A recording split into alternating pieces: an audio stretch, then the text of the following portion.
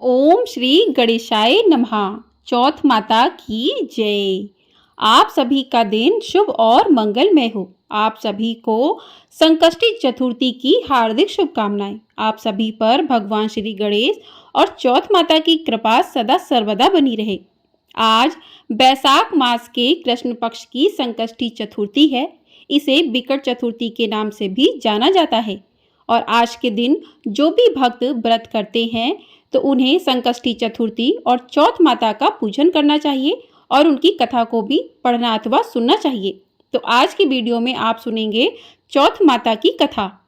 संकष्टी चतुर्थी के दिन जो भी भक्त भगवान श्री गणेश और चौथ माता की पूजा अर्चना सच्चे मन भाव से करते हैं तो कहते हैं कि सच्चे मन से की गई आराधना से साधक के जीवन में सुख शांति की प्राप्ति होती है और व्यक्ति के जीवन से हर बाधा दूर होती है और भगवान श्री गणेश और चौथ माता की कृपा प्राप्त होती है।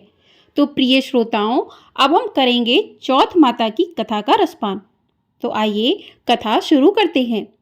एक गांव में एक सेठ और सेठानी रहते थे। उनके एक बेटा और एक बहू थे। बहू सबको भोजन करा के फिर स्वयं भोजन करती थी।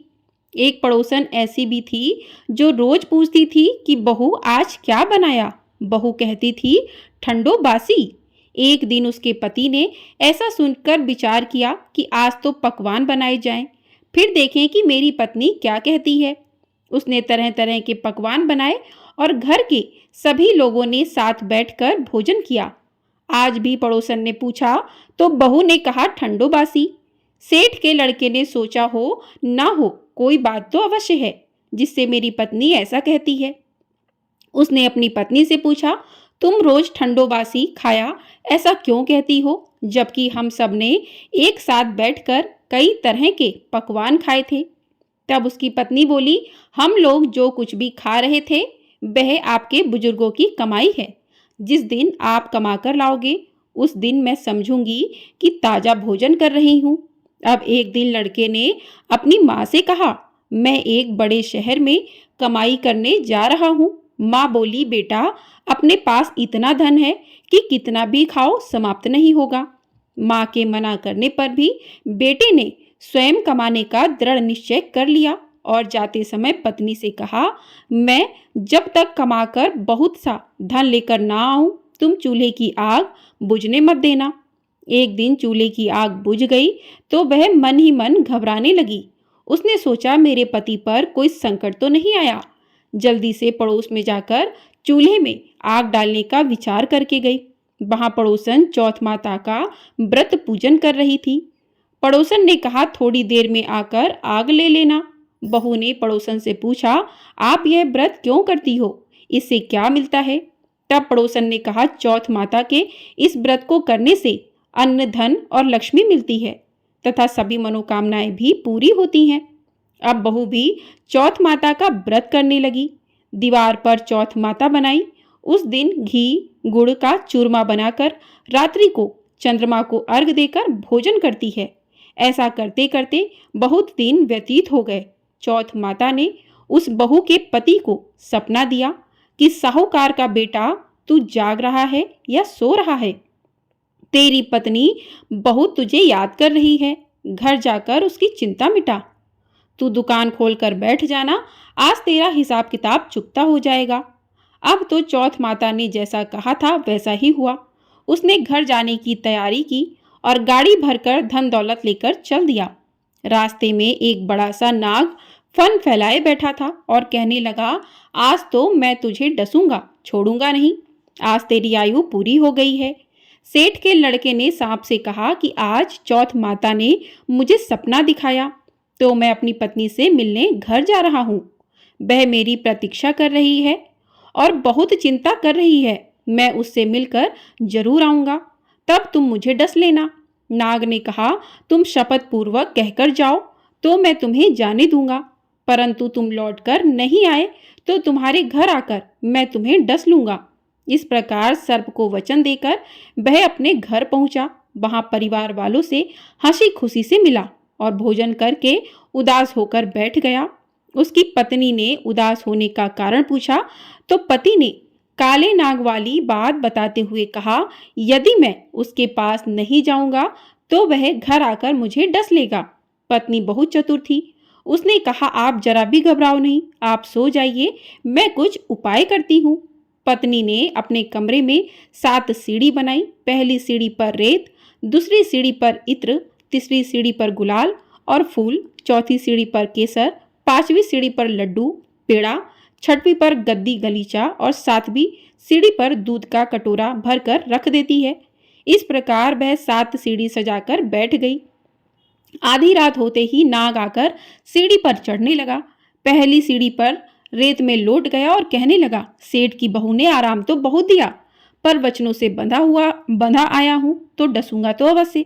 इसी प्रकार 7 सीढ़ियों पर नाग आराम करता हुआ और कहता हुआ कि डसूंगा जरूर कमरे में पहुंचने ही वाला था कि चौथ माता ने विचार किया कि यदि मैं इसे नहीं बचाऊंगी तो संसार में धर्म कर्म और व्रत पूजन को कौन मानेगा। अब तो गणेश जी, चंद्रमा जी और चौथ माता ने उसे बचाने का विचार किया। चंद्रमा जी ने उजाला किया, चौथ माता ढाल बनी और गणेश जी ने तलवार लेकर नाग को मार दिया और ढाल से ढक दिया। अब बहू भी थकी हारी सो गई। दिन उगा तो लोग बेटे से मिलने आए, परंतु बेटा और बहू तो उठे ही नहीं थे। बहुत देर हो गई तो माँ उन्हें उठाने गई। उसने अर्थात लड़के की माँ ने 7 सीढ़ियों पर जो कुछ देखा तो बहुत घबरा गई और बेटे बहू को आवाज लगाई। बेटा और बहू उठे तो देखा कि एक ढाल तलवार वहां पड़ी हुई है। अब ढाल उठाई तो देखा वहीं काला नाग वहां मरा हुआ पड़ा था। बेटा बहू ने सोचा कि आज तो धर्म कर्म की आड़ से भगवान गणेश जी और चौथ माता ने अपनी रक्षा की है। हे चौथ माता, आपने जैसे सेठ के बेटे बहू की रक्षा की, वैसी सबकी रक्षा कीजिएगा। बोलिए चौथ माता की जय। बोलिए गौरी पुत्र गणेश भगवान की जय। तो इस प्रकार से चौथ माता की कथा पूर्ण हुई। अब सुनते हैं संकष्टी चतुर्थी की संकटनाशक व्रत कथा। प्रिय श्रोताओं, एक बार पार्वती जी ने गणेश जी से पूछा, हे पुत्र, संकष्टी चतुर्थी को संकटनाशक चतुर्थी कहा गया है, अतः उस दिन का व्रत किस प्रकार किया जाता है, उसकी कथा क्या है, मुझे समझाकर कहिए। गणेश जी ने कहा, माता, संकष्टी चतुर्थी सब संकटों का नाशक, विविध फलदायक और संपूर्ण इच्छाएं पूरी करने वाली है। श्री कृष्ण कहते हैं कि हे युधिष्ठिर, पुत्र की ऐसी बात सुनकर पार्वती जी ने उनसे पूछा, आहार एवं पूजन में क्या विशेषता है, उसे कहिए। तब गणेश जी माता पार्वती को बहुत ही दुर्लभ कथा सुनाते हैं कि पूर्व काल में नल नामक एक पुण्यात्मा और यशस्वी राजा हुए। उनकी रूपशालिनी और रानी दमयंती नाम से प्रसिद्ध थी। एक बार उन्हें श्रापग्रस्त होकर राज्य छोड़ना पड़ा और रानी के वियोग में कष्ट सहना पड़ा। तब उनकी रानी दमयंती ने इस सर्वोत्तम व्रत को किया। पार्वती जी ने पूछा कि हे पुत्र, दमयंती ने किस विधि से इस व्रत को किया और किस प्रकार व्रत के प्रभाव से 3 महीनों के अंदर ही उन्हें अपने पति से मिलने का सहयोग प्राप्त हुआ। इन सब बातों को आप मुझे बताइए।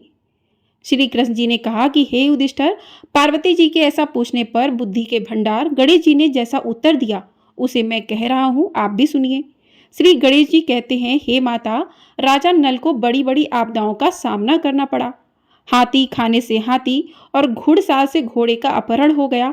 डाकुओं ने राजकोष लूट लिया और अग्नि की ज्वालाओं से घिरकर उनका माल भस्म हो गया। राज्य को नष्ट करने वाले मंत्री लोगों ने भी साथ छोड़ दिया। राजा जुए में सब कुछ गवा बैठे और उनकी राजधानी भी उनके हाथों से निकल गई। सभी ओर से निराश और असहाय होकर राजा नल वन में चले गए। वन में रहते समय उन्हें दमयंती के साथ अनेक कष्ट सहने पड़े। इतना होते हुए भी उनका रानी से वियोग हो गया। तत्पश्चात राजा किसी नगर में भिक्षाटन करने लगे, रानी किसी दूसरे नगर में रहने लगी और राजकुमार अनंत नौकरी करने लगा, जो किसी समय राजा रानी राजपुत्र कहे जाते थे। वहीं अब भिक्षा मांगने लगे। तरह तरह के रोगों से पीड़ित होकर, एक दूसरे से अलग होकर, कर्म फल को भोगते हुए दिन बीतने लगे। एक समय की बात है कि वन में भटकती हुई दमयंती ने महर्षि सरभंग के दर्शन किए। उसने उनके पैरों पर नतमस्तक हो हाथ जोड़कर कहा, हे ऋषिराज, मेरा अपने पति से कब मिलन होगा? किस उपाय से मुझे हाथी घोड़ों से युक्त घनी आबादी वाली नगरी मिलेगी? मेरा भाग्य कब लौटेगा? हे मुनिवर, आप निश्चित रूप से बताइए। श्री गणेश जी कहते हैं कि दमयंती का यह उत्तम प्रश्न सुनकर सरभंग मुनि ने कहा कि हे दमयंती, मैं तुम्हारे कल्याण की बात बता रहा हूँ, उसे ध्यानपूर्वक सुनो। इससे सभी संकटों का नाश होता है। यह सब कामनाएं पूर्ण करने वाला और शुभदायक है। अघान मास की चतुर्थी संकट नाशक कही गई है। इस तिथि को नर नारियों को गजानन की पूजा करनी चाहिए। विधि पूर्वक व्रत और पूजन करने से तुम्हारी संपूर्ण इच्छाएं पूरी होंगी। 7 महीने के अंदर ही तुम्हारा पति से मिलन होगा। यह बात मैं निश्चय पूर्वक कहता हूँ। गणेश जी कहते हैं कि सर्वंग मुनि का ऐसा आदेश पाकर दमयंती ने संकष्टी चतुर्थी व्रत प्रारंभ किया और तभी से लगातार प्रतिमा से गणेश जी का पूजन करने लगी। 7 ही महीने में राजन इस उत्तम व्रत को करने से उसे पति, राज्यपुत्र और पूर्वकालीन वैभव आदि की प्राप्ति हो गई। श्री कृष्ण कहते हैं कि हे युधिष्ठिर, इसी प्रकार इस व्रत को करने से आपको भी राज्य की प्राप्ति होगी और आपके सभी शत्रुओं का नाश होगा, यह निश्चय है। हे राजन, इस प्रकार मैंने सभी व्रतों में उत्तम व्रत का वर्णन किया है। यह सब संकट का नाश करता हुआ आपके भाग्य की वृद्धि करेगा। तो प्रेम से बोलिए भगवान श्री गणेश की जय। तो इस प्रकार से संकष्टी चतुर्थी और चौथ माता की कथाएं पूर्ण हुई। आपको ये वीडियो पसंद आई हो, वीडियो को लाइक कर लीजिएगा। चैनल पर नए हैं तो चैनल को सब्सक्राइब कर लीजिएगा। आपको हमारे चैनल पर वैशाख मास महात्म्य के अध्याय भी प्रतिदिन सुनाए जा रहे हैं। तो आप लोग उन अध्यायों को सुनना चाहते हैं तो उन अध्यायों को भी सुन सकते हैं। और चैनल को सब्सक्राइब करके कमेंट बॉक्स में चौथ माता की और भगवान श्री गणेश की जय भी अवश्य लिखिएगा। जय श्री गणेशाय नमः। चौथ माता की जय।